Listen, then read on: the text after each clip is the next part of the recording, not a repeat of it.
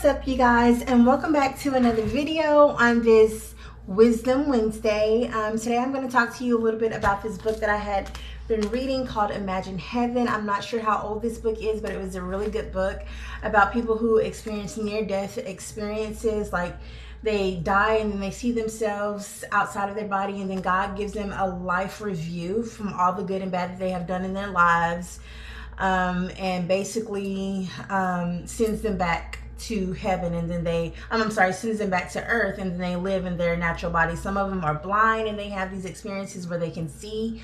Some of them are deaf and some of them are doctors, some of them are, children, old and young, and what happens is they have an experience where they get to go through a tunnel, and then they see the light of God and experience God, and then he sends them back because they're not ready.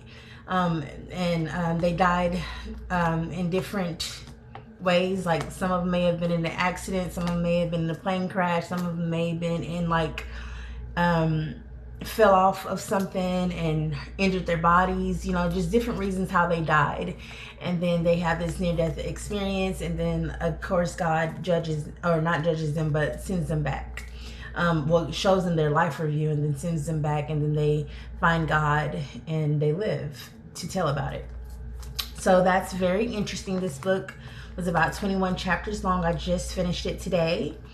But I just want to talk a little bit about my near-death experience. When I was about 22 years old, I nearly died in a car accident. I basically died.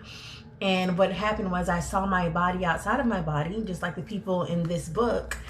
And I heard an angel whisper to me, "Fear not, for the Lord is with thee." And ever since then, I've had a new consciousness where I consistently hear from God, or I'm guided by God through his word, the Bible.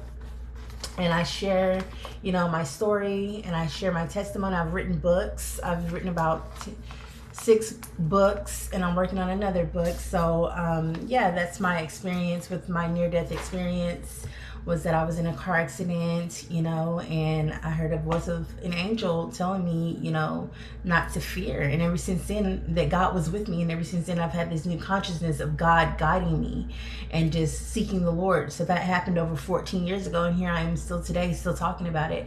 And on May 5th, that's the day that I had my accident, on Cinco de Mayo, and on May 5th of this year, I plan to get baptized. So I thought that was very interesting. But another thing that I wanted to talk about was these little supplements that I bought. They're called sea moss, black seed oil, ashwagandha, and turmeric supplements. It also has burdock, dandelion, apple cider vinegar, bladderwrack, manuka honey, and black pepper. And this is good for your immune system. It gives you energy and helps you have healthy cell support. So those are the benefits of taking this. I've noticed that since I've been taking these little supplements, and I take 2 a day, they look like this. I take 2 of these, and I've noticed that I've had more energy and that my appetite is suppressed. Like, I literally, when I take these, I probably eat 1 meal a day. And then I've just started a yoga class, as you could probably tell from my last 2 previous videos. I was in my yoga class, and I thought that was very interesting, but I probably won't be doing too many more yoga classes just because it was just that hard and intense on my body. But I might go back to some of the breathing classes of yoga that's a little less intense in the beginner's yoga. And then another thing that I was doing was I haven't started, but I bought some more of these beads, and I'll start making my inspirational bracelets, that say stuff like Selah, which means pause and think of that, or it'll say Jesus, or it might say love or overcome. I don't know. I'm just gonna make little word bracelets that are inspirational words from the Bible, or dream, or manifest, pray, and just kind of get very creative with it and make my bracelets all over again. I used to do this back in the day. Well, not too far back in the day, but about 9 years ago, 10 years ago, when I first started Dress Beyond Success. I started off doing that because I was kind of inspired by Heather Lindsay's story, how she started Pinky Promise Ministry doing her bracelets, and then it kind of just helped me to get started with my thing because I never had anything tangible to offer for my youngers. It Dress Me on Success. I always just was, you know, making little graphics, and then I was like, what can I actually do to offer? And I started making t-shirts and journals and things like that, and then of course the bracelets. So yeah, that's what I've been up to lately. Another thing is, you know, in this life we all mess up, we all screw up. Like, I was a fornicator before I got saved, you know.